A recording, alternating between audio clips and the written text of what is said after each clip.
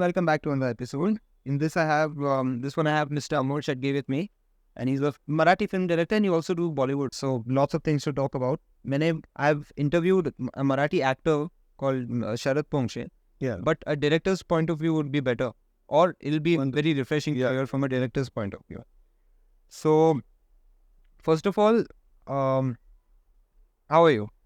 I'm good. How are you? I'm very good. Yeah. Good to know. थोड़ा warm up हो जाता है, no? Yeah. If you ask Yeah. them how are you doing. Yeah.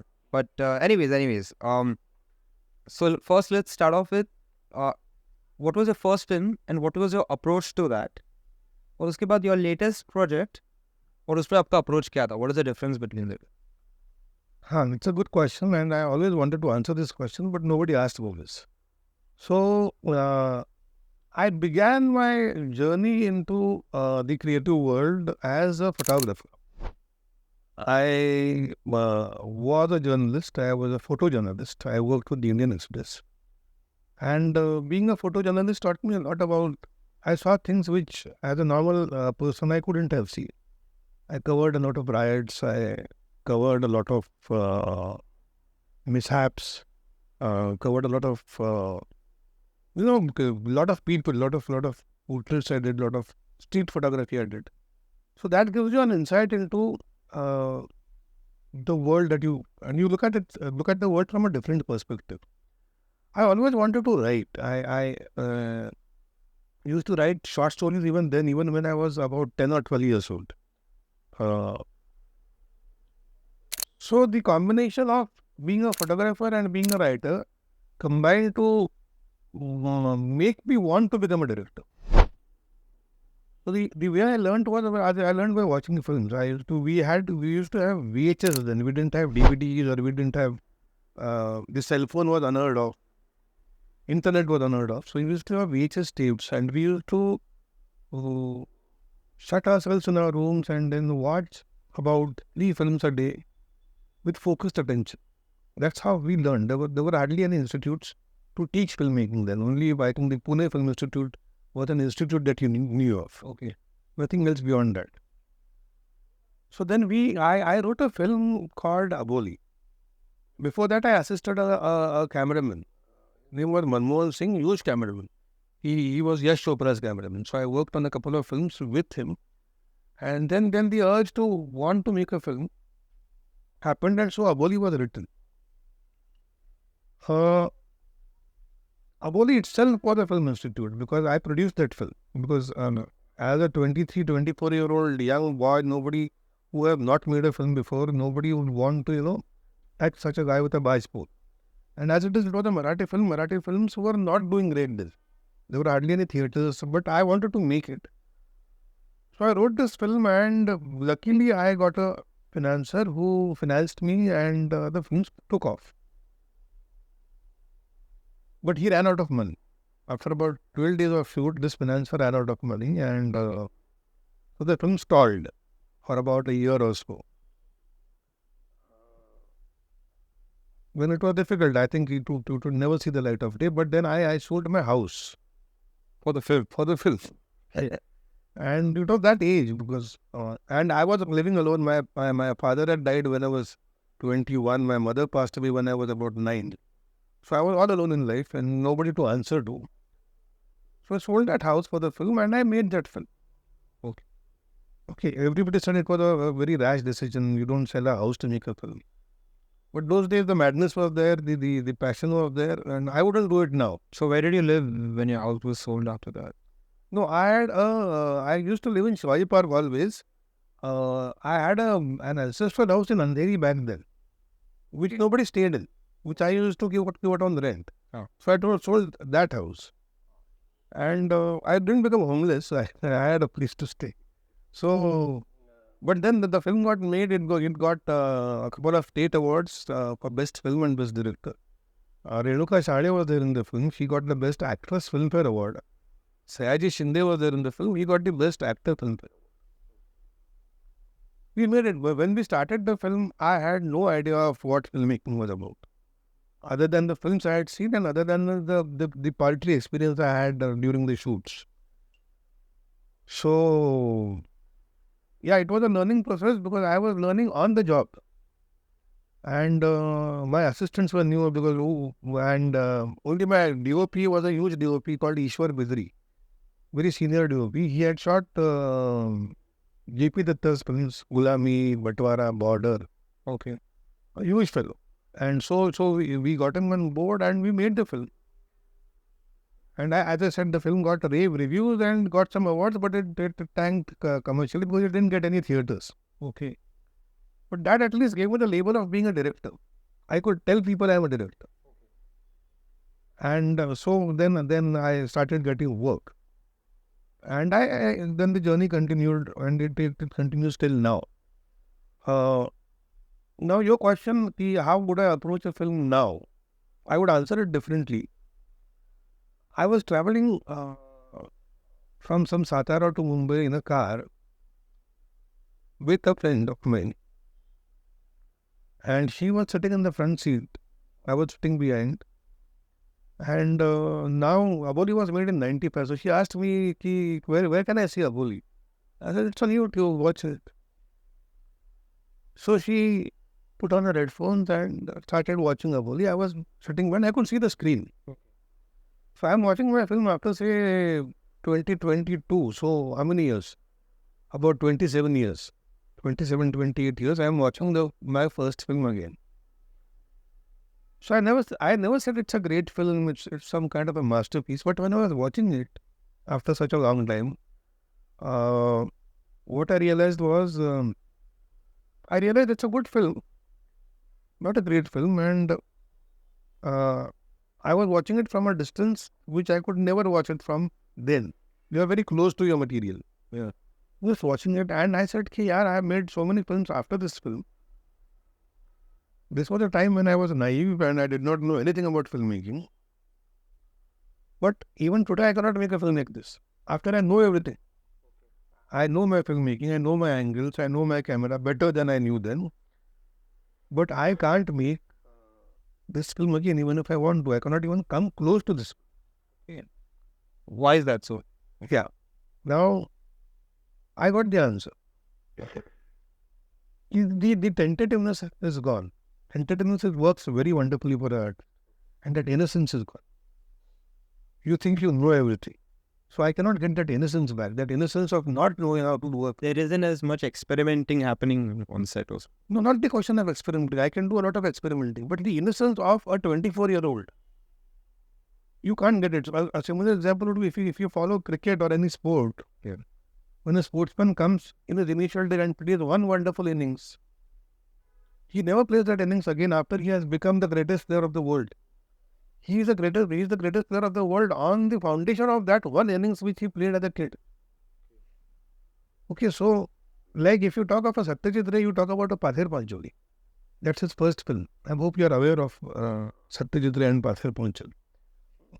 So, but no, there's no need to feel guilty about it, but you should be aware. A Kavita movie. This is 1955, but it is an iconic film. If you're following films, then... Okay, I haven't watched that movie. Yeah, like if you, I don't know if you see European cinema, there's a film called Bicycle Thief. Okay. Which is supposed to be the best film ever made. And most of your greatest directors have kind of been influenced by this film. Okay. So that was Vittoria Rasica's first film. And that till date remains his best film. So there is something about the first film, about that innocence that you bring to the board, and about the joy of not knowing. And knowing becomes a hindrance. Okay. Because I know something, then I become very mechanical. I don't probe. I don't kind of try to search for something. I feel like the ego comes. It's like you're going by the book now. Yeah, and then the ego comes. Yeah. It's somewhere or not you. Even if you try to kill your ego completely, the ego comes and you are a director. You are looked up to now. Yeah. And I was a bacha, then direction kar raha hai. Then you सब लोग साथ में. Then you used to spoke to an attendant. You spoke to everybody. Now you have put yourself on a pedestal. Is it because the competence is gone or something? No, not about the competence. It is you put yourself on the pedestal. It has nothing to do with the other people around you or anything outside of you. It is you who have created an image of yourself in your head, okay, unknowingly or unknowingly. You think you are a good or bad director. There is no such thing as a good or a bad director. You are good or bad in that particular moment, okay, or in that particular frame of mind. So you have put some benchmarks to achieve. You are not a clean slate. So the need is to achieve that. To achieve a egoless state, to achieve a state of, though I will say that I am always learning, somewhere deep down, I want to tell my ego, flatter my ego by telling it, no, boss, you are the boss. You know things which other people don't know. That when that creeps in, it is dangerous for us to meet. So is it the best way to be innocent from the start only and try to maintain that conscious? It has to be innocent. That is the thing. You cannot get it. It has to be there. It is. You're telling me there's no option then to become mechanical as you go on in the. It happens. It gets on to you. There are people who maintain that. Then you come to a level of maturity, after which you gain that state again. Okay. It's a growth. Kind of how like humans. It's like life. It's like life. Yeah, exactly. You grow up innocent, then you become middle-aged, something. Then you become old again, and then you're back to being. So it's a cycle. It's a cycle. In this day and age, if you were to, what would you prioritize in? Because there are a lot of things that go into producing a. First of all, how is a film produced, and what happens when it's produced, and what would you prioritize and prioritize more or less while producing a film? See, when producing, if I'm looking at it completely from a producer's perspective, then I look at the returns, basically, कि मैं इतना पैसा लगा रहा हूँ, say X amount, X plus आएगा क्या, कम से कम X आएगा क्या, and that is where you kind of destroy your own creativity.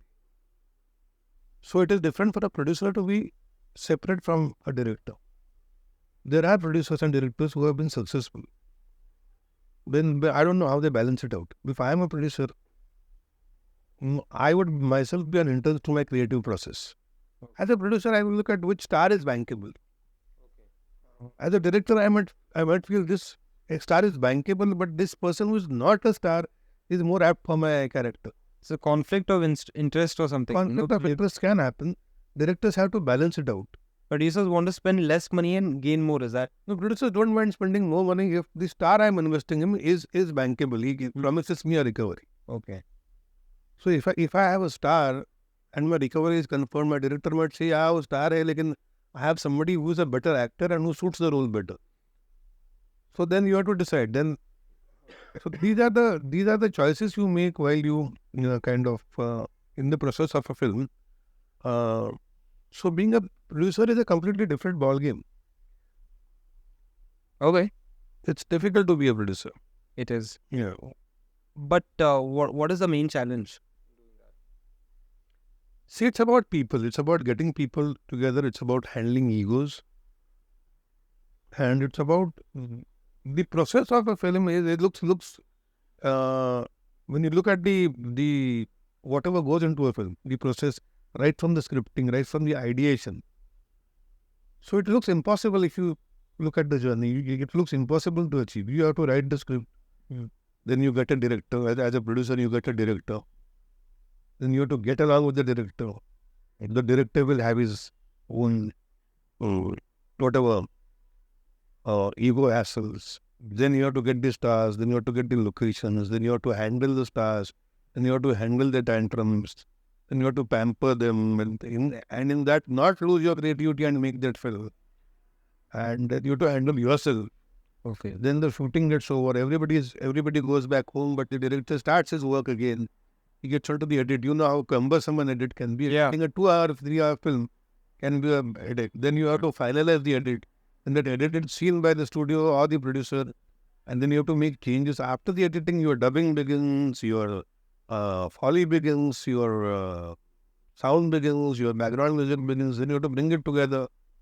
You have to mix it, and then you have to color correct it. It looks like an impossible thing to achieve. Yeah. But then it is taxing, it drains you out completely. A film, if you put yourself to it, it completely drains you out. So production and direction together is quite a hell of a job now in these days. Yeah, Yeah. obviously. And then you add on the other roles also, Yeah. the light work and everything. Yeah, everything. What type of you told us a lot about producers, but directors ke bare mein, what type of person would make a good director? A person who is sensitive and who has a knack for telling a story. Telling a story. Yeah. The way, okay. Yeah. He should be a storyteller at heart. Do you think directors will be like better writers? Not all of them are. Some directors are more technical. Now, directors need to be writers. If they don't write actively, they should at least indulge in passive writing. They should understand writing. If I'm telling a writer, I have to get, as a director, I have to get something out of a writer. Get what I want or get what we together want. It's a mutual process. It's a very democratic process, direction. And he has to be, I feel he has to be a sensitive person. He has to understand people. He has to be able to empathize with people. I'm talking about these qualities, technique and everything, I'm keeping it aside for now. Yeah. But then these qualities would make a nice director. A good story to tell, a man with a good heart makes a better director, I feel. A man who thinks rationally, he has to be a rational person. In any art, I think the ego becomes an issue. So, any art, I think you should try to. In living, you should not have an ego, as they say. And but I think when you meet like someone at a junior level or something, some of that ego does try to. It does come. We are human, so we want to feel superior. Yeah. We know we should not be feeling superior, but somewhere deep down, we might want to feel superior. We want to feel better. Validation will require. Okay. These things have to be taken care of. You have to consciously, but you can't consciously try to fix it, but you have to try. They'll stay away. Okay. Obviously now I think you have been in the industry for like how long now? 27, 30 years. Yeah. 30 years. Yeah. Okay. So it's going to be like a self-reflective question, because it's nice to see a person reflecting on themselves and showing that aloud. So as a director, how do you think you have done compared to what you expected to do 30 years after starting in direction? Do you think you have lived up to your expectations that your younger self might have had? No, I haven't lived up to those expectations, but later on I realized it is important not to have expectations. Okay. Because you're always worried about the future. The thing is living in the moment and enjoying what you do. Okay, now I learned not to, like when you are young, when you're 19, and when you think of making a film, you want to make the best film ever made in the world, and you want to win an Oscar in all categories. Okay, so these were the expectations, very frankly. And then you rehearse your Oscar speeches also.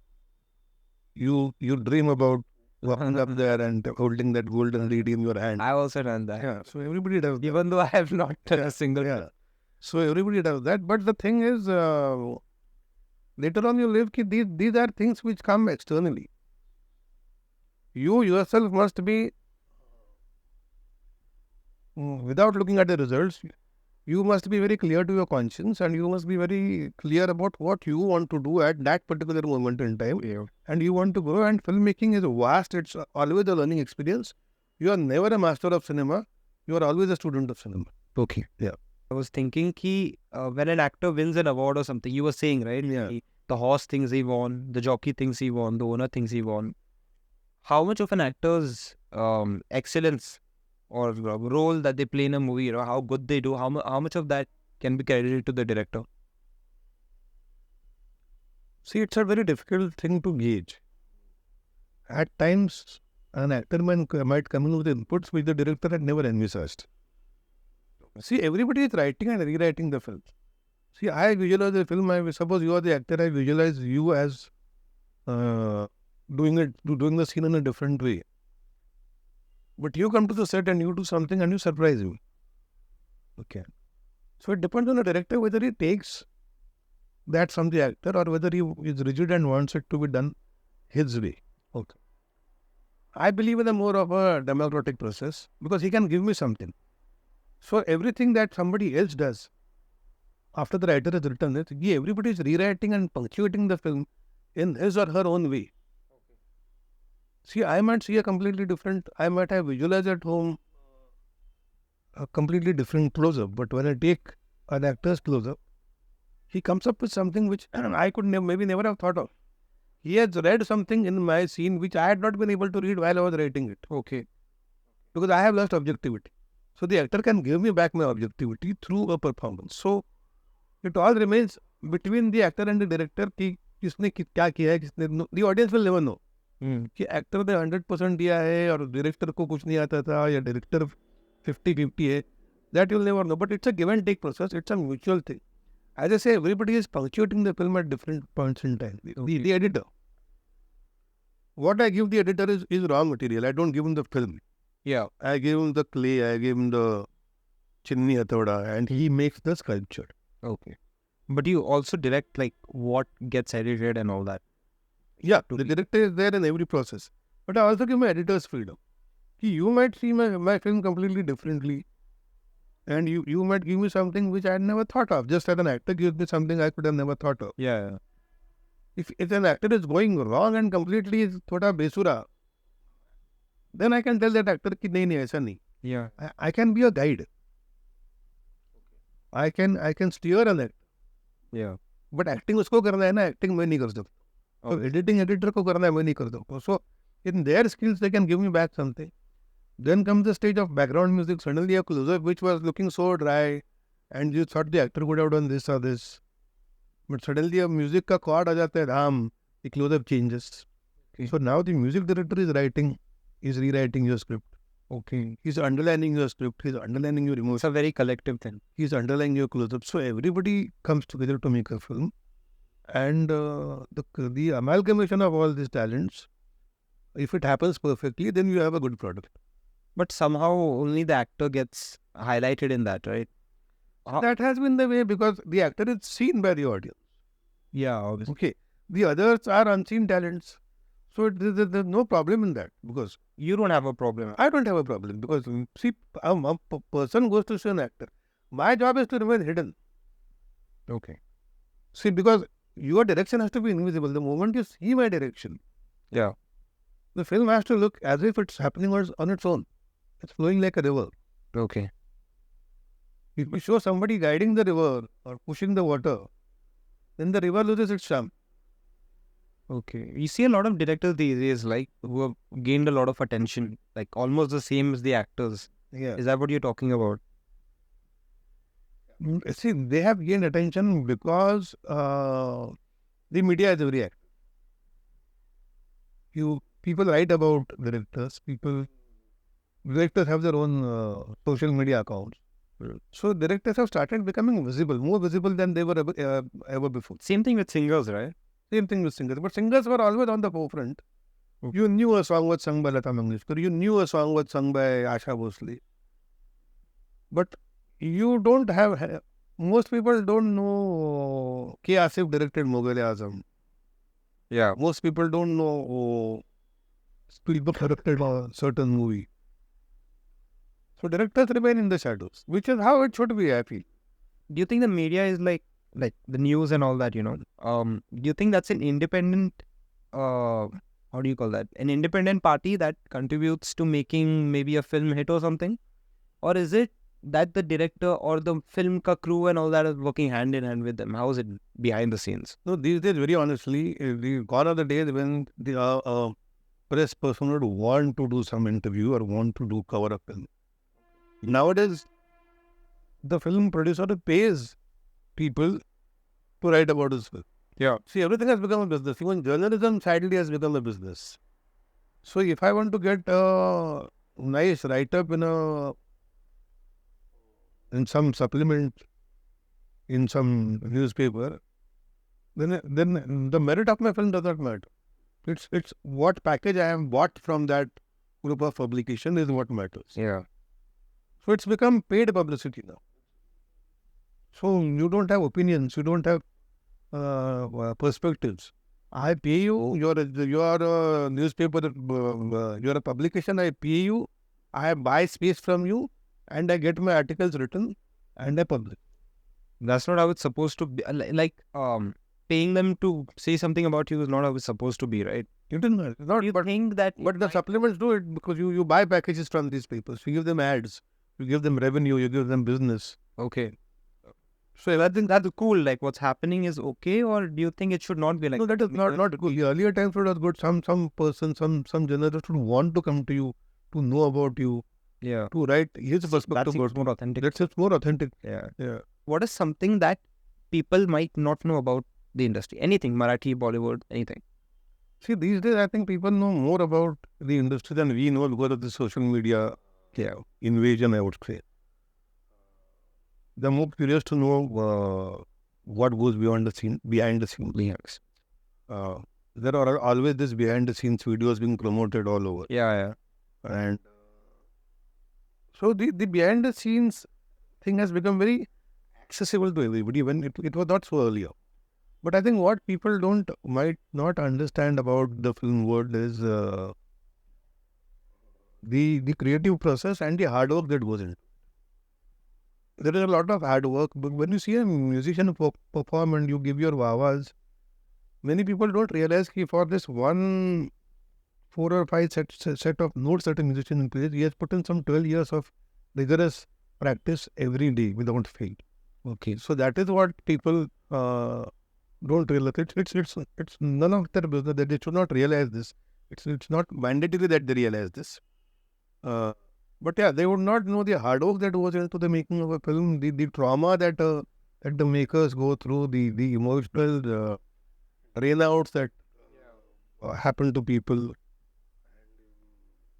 These are things which I think are something which they should not be spoken about also. They should always remain hidden. Something should remain hidden from the people. Yeah. Otherwise, the curiosity of cinema would be lost. Now you exposed it. No. Yeah. Still, they would know a lot of things. They want to know. It's endless, obviously. Yeah.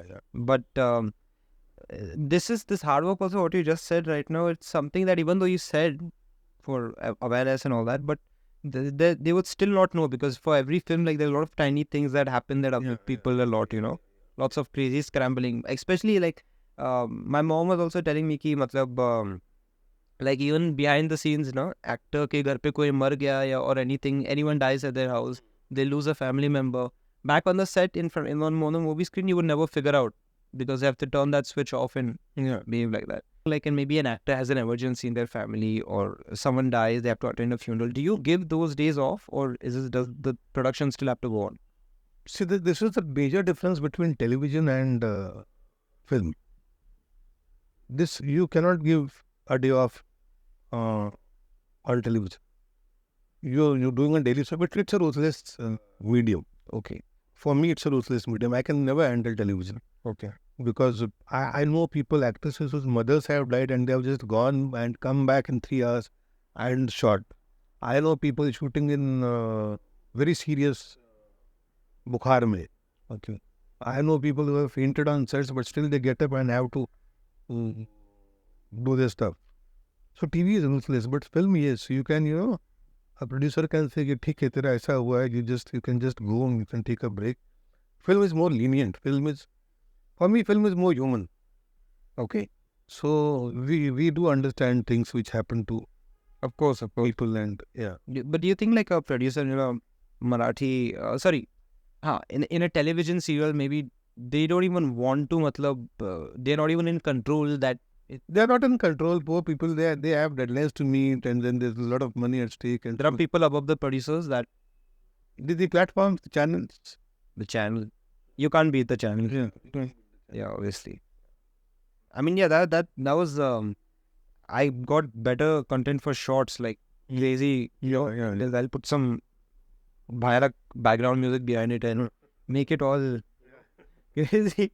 But this was definitely different, a fresh perspective, for sure, because director ko abhi interview kiye nahi. This is the first time for everything. I try to interview people. I try to ask them something about their industry, then also a little bit about their personal life, as I said, right? And everyone has different levels of confidence, this, that. So it's always interesting to see, podcast में ऐसा है कि when you're listening to a podcast, it's like you're a part of the conversation, you know.